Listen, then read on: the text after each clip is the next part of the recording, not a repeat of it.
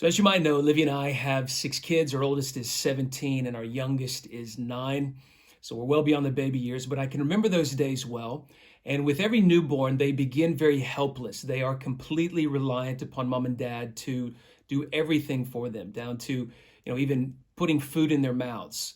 But as they get older, there's this expectation that they begin to feed themselves. If your child is 2 or 3 years old and you're still spoon feeding them, then something is wrong. And God has the same expectation of us when it comes to our relationship with Him. He's okay for, the first few weeks as a new Christian to be, for the only time you hear God's word to be on a Sunday.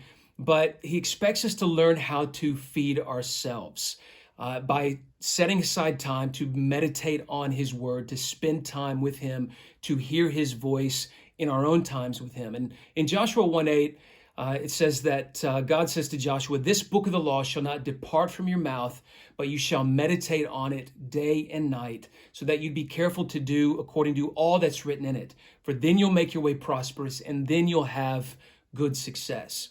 There's 3 parts to this passage. First, God says that we should meditate day and night upon His word. God is speaking about the frequency with which we should come to His word. It shouldn't be just weekly. He's saying daily, even day and night.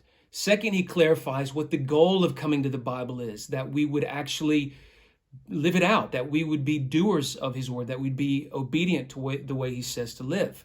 So the meditating leads to doing. So we're not to focus on the doing, we're to focus on the meditating, and the natural result is then that we live it out. And then third, He gives us the reward or the benefit of being obedient to His word, which is prosperity and good success. So working backwards, if we want a great life, then we live the way that God says to live. If we want to live the way that God says to live, then we spend time daily meditating upon His word. This is how we make God's word our foundation. It's not glamorous, it's not always exciting, but over the long term, it will change our lives. I can remember being a brand new Christian and someone gave me this little devotional book that it basically said, here, read this verse, answer these questions or ask these questions of this passage, and then pray this prayer. It literally had a prayer written out. And it was like someone putting the food in front of you and putting a spoon in your hand. And this little devotional book changed my life, not because there was, the content was particularly powerful, although I'm sure it was great, but because it got me into this daily rhythm of spending time in God's word, a daily habit, a daily discipline. So that it didn't matter how I felt from one day to the next, I was setting aside time to be with Jesus, to hear Him speak to me through His word. Everything that is beautiful, everything that is wonderful in my life, I can trace back to that decision to pursue God in my own private time.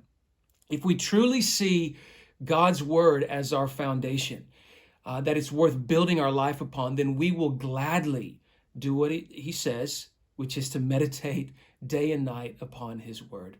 I hope that's helpful. Livs and I will be back next week with our second kingdom culture value, which is making disciples isn't an option. Thanks, and we'll see you soon.